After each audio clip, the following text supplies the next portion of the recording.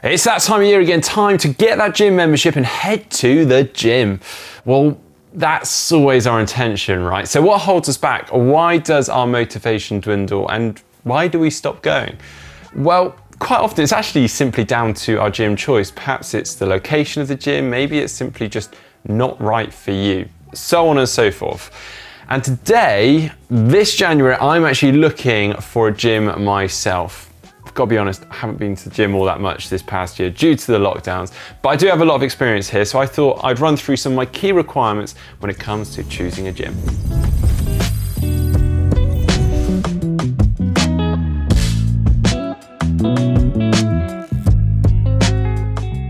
Now, I've got to be totally honest, gyms aren't normally my sort of thing. I'm all about the outdoors, but that doesn't mean that I don't go to the gym or I don't see the value in them. They're fantastic for being able to work on specific strength and also just simply for when the weather is awful outside. Whatever your reason may be, the key here is making sure that it's quick and easy for you to access. Finding a gym that you can quickly get to and access easily. So first things first, I'm looking at location here. So perhaps you want to choose one that's near to your home, or as I'm doing, I'm actually looking for one that's near to my place of work. That way I can get a workout in the morning, have a shower, and then head on into the office, or vice versa. There may be gyms that are better that are further away, but from experience, the time that it takes to get there can be an overriding factor on those days when you are lacking in motivation. Before you know it, it's August and you've barely been to the gym at all.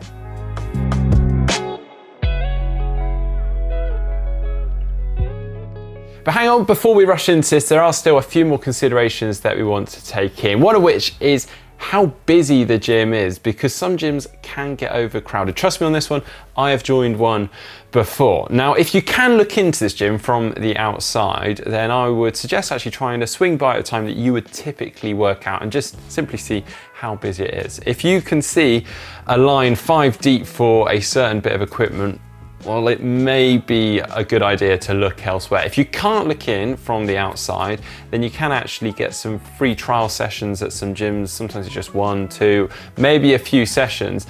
And again, I suggest going along at a time that you would typically work out. It's also an opportunity for you then to see if it has the equipment that you're after, or enough equipment for that matter.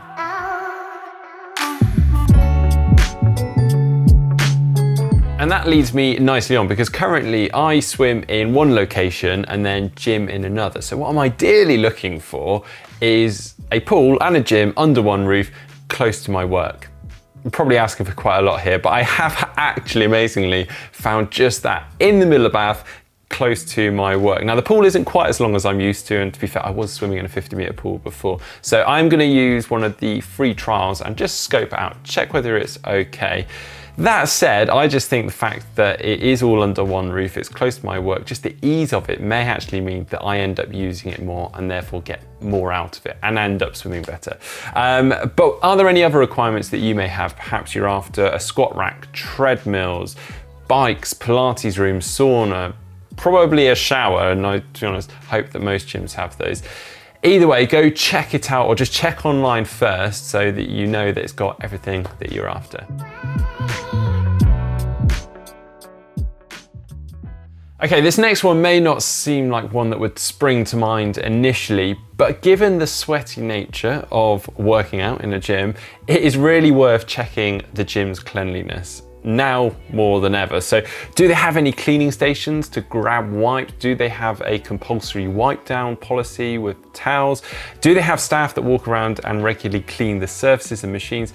And what do the reviews say online? I know it sounds silly, but again, trust me here, there's nothing worse than working out on a machine and being able to smell someone else's sweat or odor. So again, another thing to keep an eye of, and particularly in that trial session.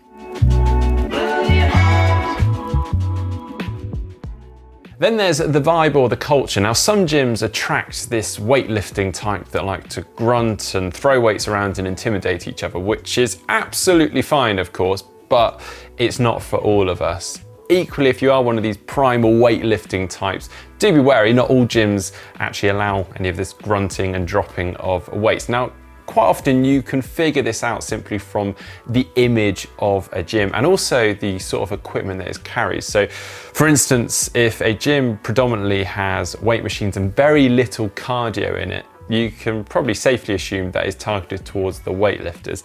Personally, I look to a gym that has a nice mix of the two. It has a substantial cardio section, treadmills, bikes and so on, but also a good amount of weights and free weights.